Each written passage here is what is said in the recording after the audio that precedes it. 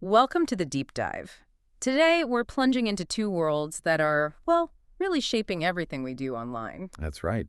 We're talking about the absolutely booming U.S. podcast industry and right alongside it, the ever-changing, sometimes pretty scary world of cybersecurity. Exactly. And we've got some great sources to help us unpack it all. We're drawing from the big 2024 U.S. podcast report by Triton Digital. Loads of data in there. And we've layered in analysis on cybersecurity trends from folks like NordLayer and others. Plus, we're going to look at some specific cybersecurity podcasts, including one called Cybermidnight Club, which is quite the story. It really is. So our mission today, to basically give you the lowdown on what's happening in digital audio and how to stay safe online.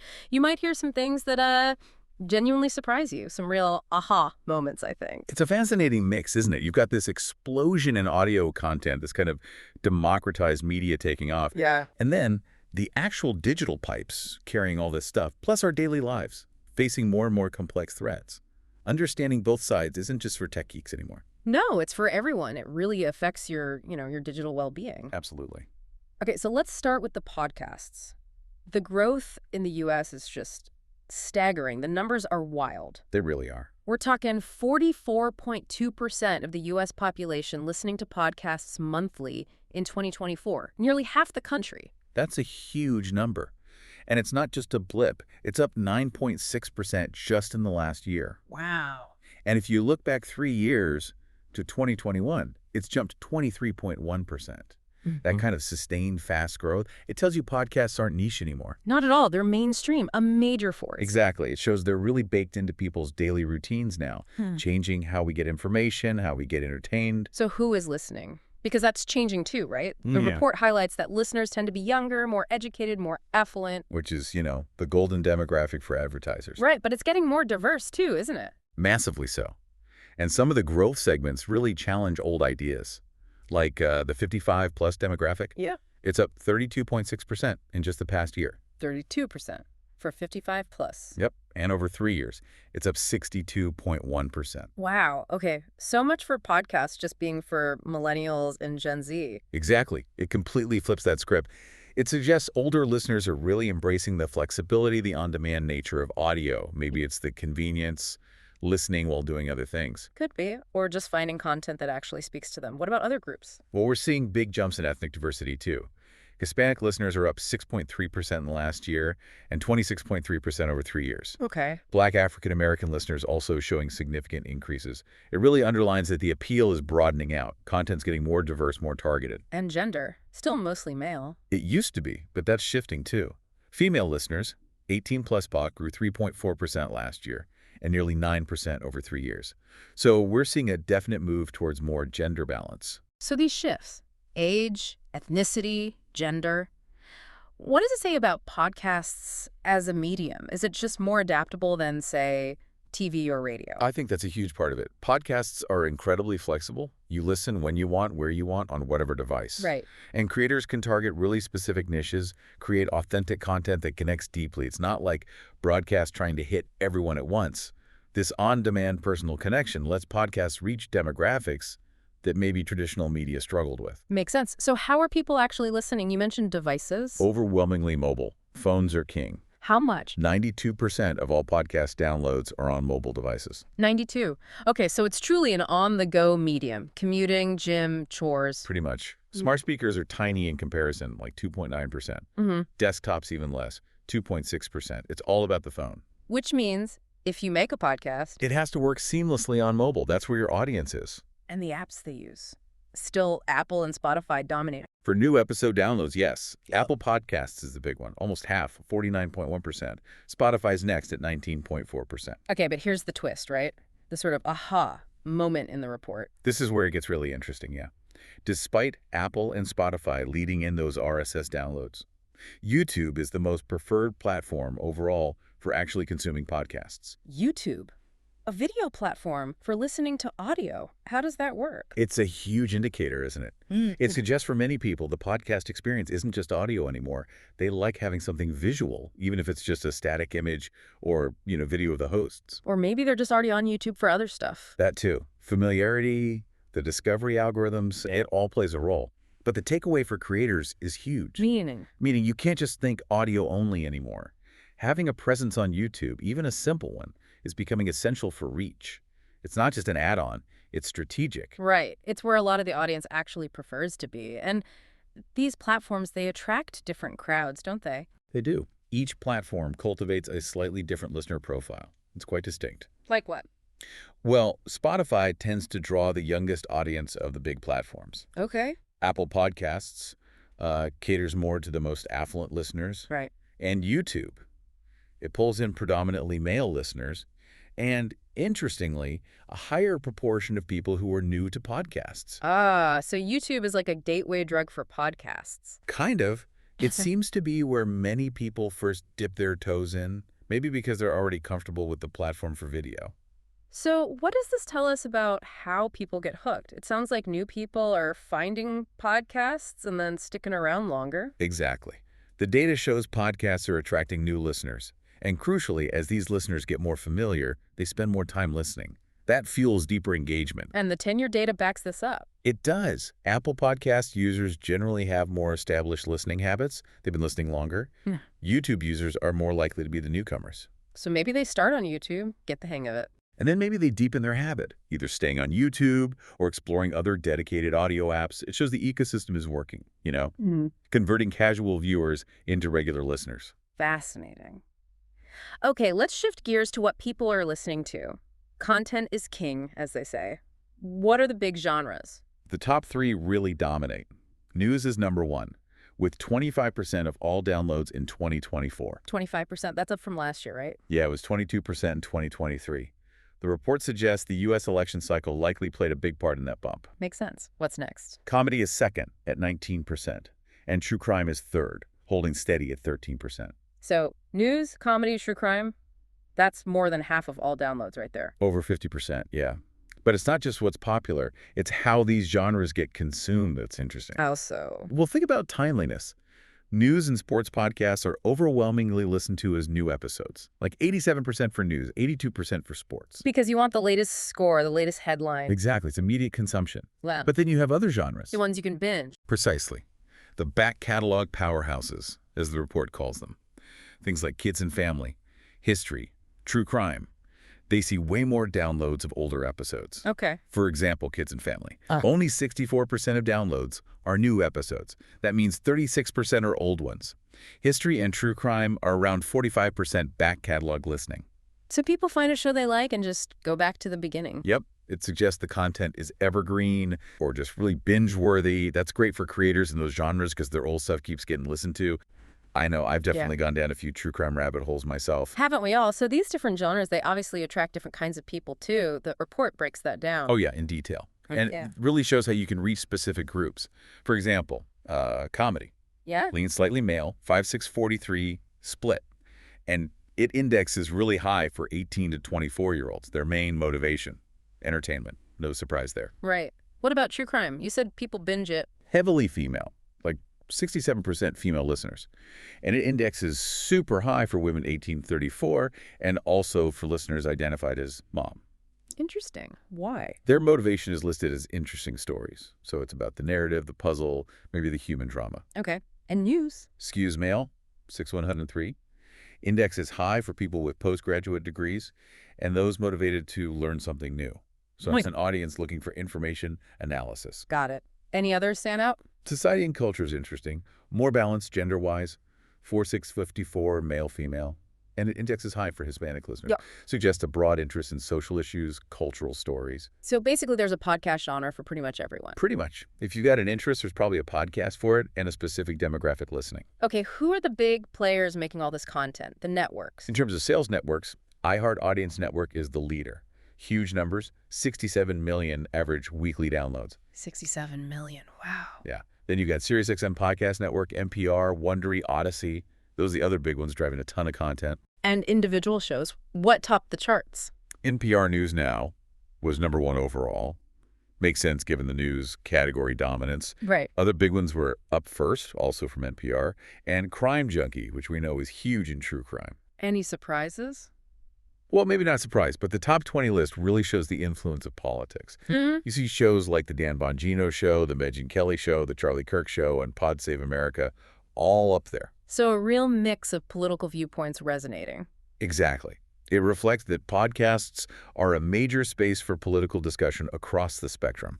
And, just to be clear, we're reporting the data here, Yeah. not endorsing any specific viewpoint, just showing what people are listening to. Absolutely. Just the facts from the report. What about specific episodes that really took off? Crime Junkie had a massive hit with Serial Killer, The Alphabet Murders Part 1, back in February. That was the most downloaded single episode of the year. Wow. They also had another huge one later in the year, Murdered, John Benet Ramsey.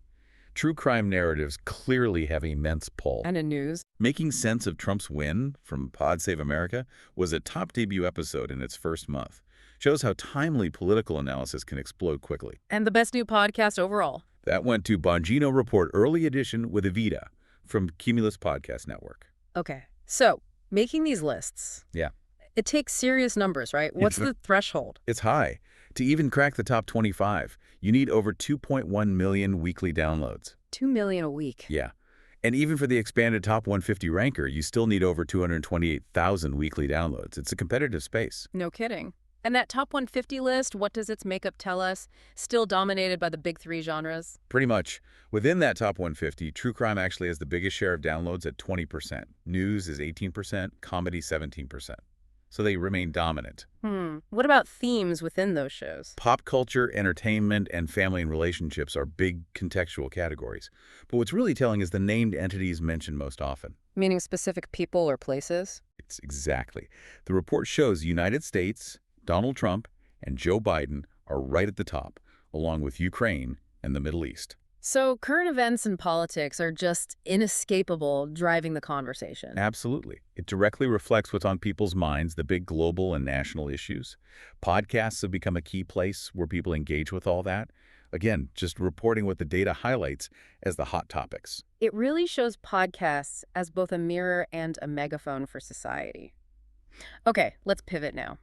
Because underpinning all this digital content consumption is cybersecurity. A critical piece. And podcasts themselves are actually playing a big role here, helping people understand this complex field. Not just IT pros, but regular folks too. Definitely. What's great about these cybersecurity podcasts is how they make complicated stuff accessible. They break down the jargon, explain the threats, offer practical advice. So they're an educational tool, really. A vital one.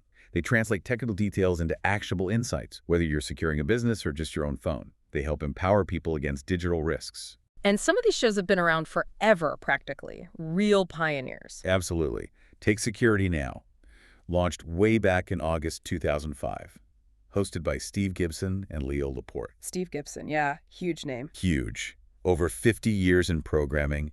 The depth he brings is incredible. It's like a masterclass for people who really want to understand the guts and bolts. So that's the deep technical dive. What about shows that focus more on the stories, the cybercrime aspect?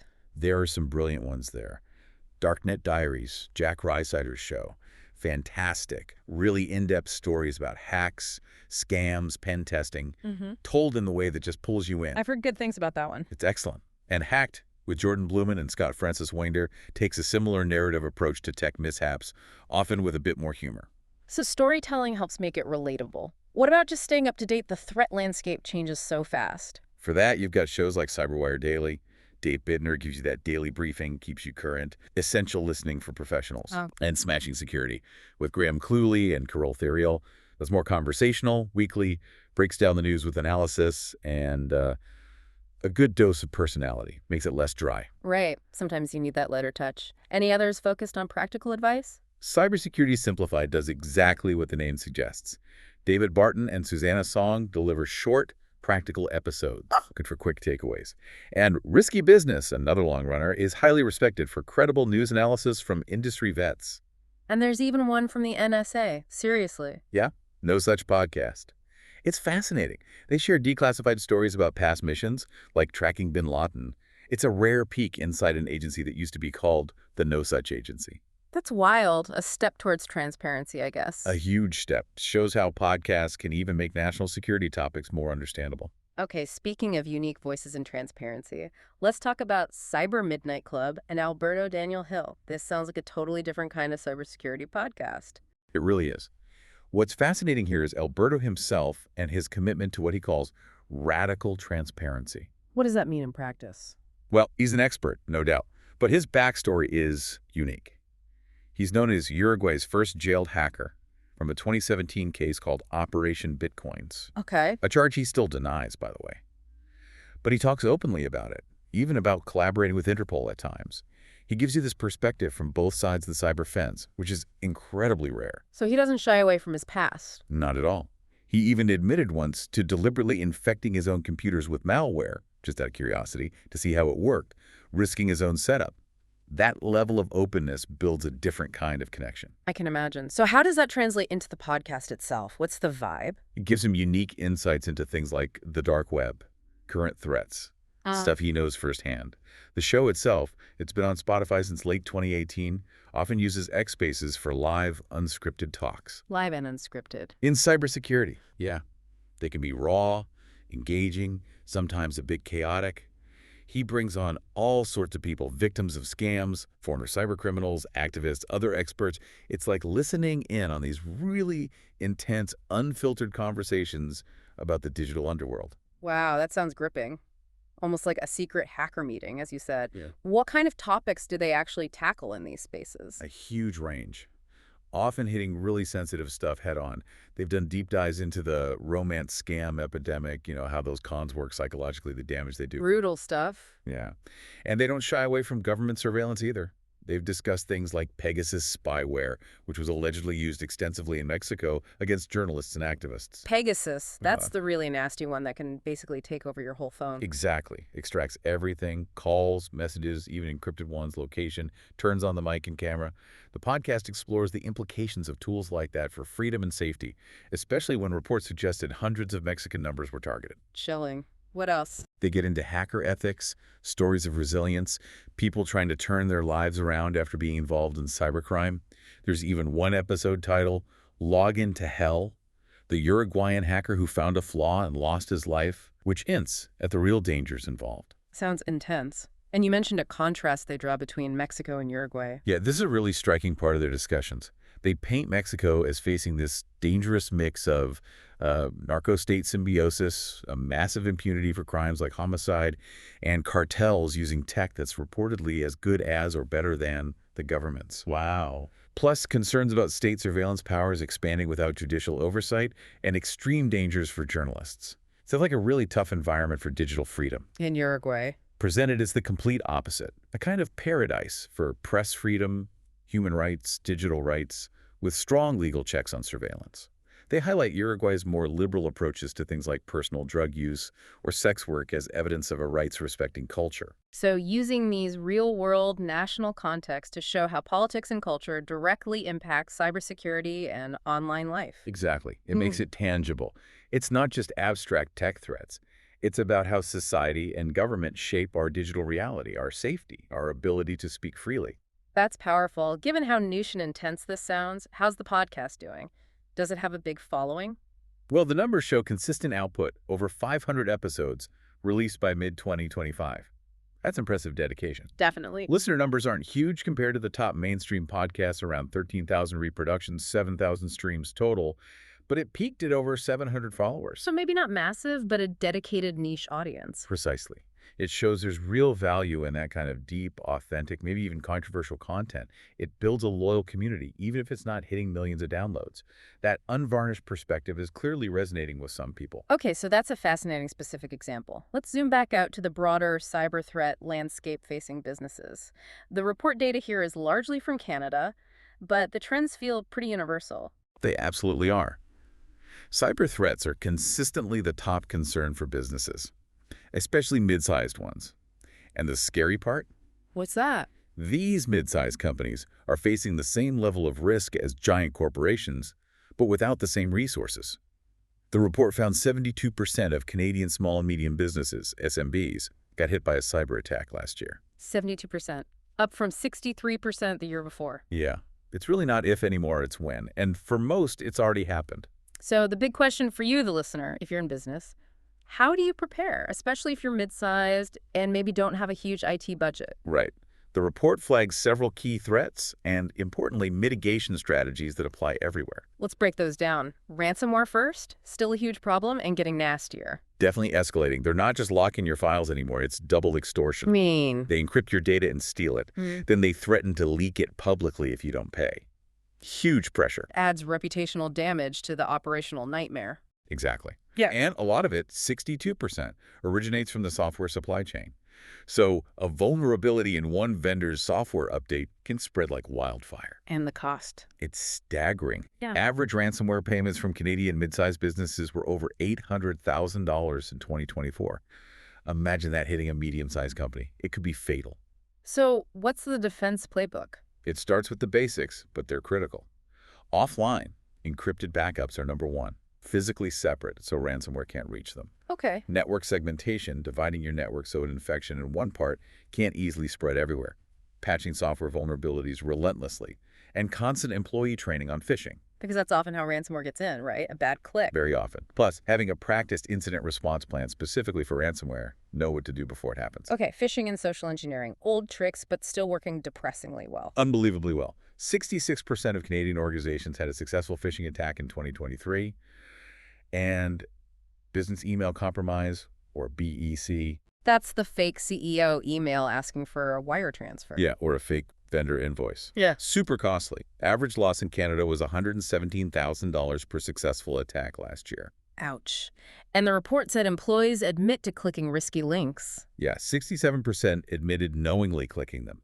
It shows how effective that sense of urgency or fear in phishing emails can be. It bypasses rational thought. So how do you fix the human element? More training. Continuous training and testing. Frequent simulated phishing campaigns, 66% of firms were doing this. Keeps people sharp. And multi-factor authentication, MFA. MFA is crucial, right? Absolutely non-negotiable. It stops 99.9% of account compromises, even if they steal the password. Also, strict payment verification. Always call to confirm before sending money based on an email. Makes sense. What about the cloud? Moving stuff to AWS or Azure? That makes it safer, right? Not automatically. 4 out of 5 companies report more attacks on their cloud environments. And 12% of incidents are caused by simple misconfigurations. Human error. So setting it up wrong is a major risk. Huge. And the concept now is identity is the new perimeter. In the cloud, who can access what? That's your boundary. So strong identity and access management, IAM, with MFA is paramount. So businesses are investing more in cloud security tools. So they are. 62% SMBs upped their investment last year. They're realizing it's a shared responsibility.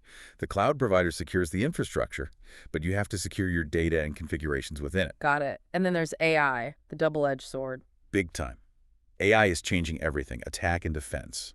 Bad actors use generative AI for scarily realistic spear phishing emails, deepfake voice, or video fraud. Making scams way harder to spot. Infinitely harder.